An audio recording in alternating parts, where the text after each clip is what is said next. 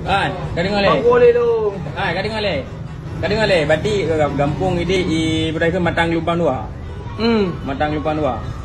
Berarti i Malaysia Ngapuk air ngon. Aduh, mak lu. Malaysia berarti badah tinggal.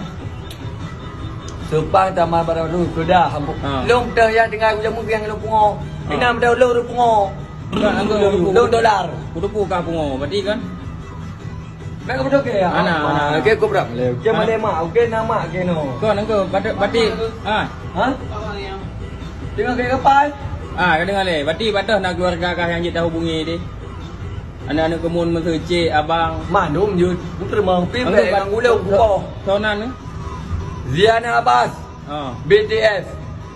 JT Abbas. Abbas PT. Zul. Jaya. Kan yang anak kemun nak jabut badah ah. Jok merung. Maun. Kak ini. Oh, mah. Bang habis dali. Tiga ada kata tabe kan? Baju pungo ah. Oh, bawa ke muda enggak. Kan. Kan bisa ke ibu deh. Anggo. Lagi dali ke. Ya ibu ke ya dah si maun tu. Kau dengar le. Beknya si apa yang ingin ngerikai pun orang.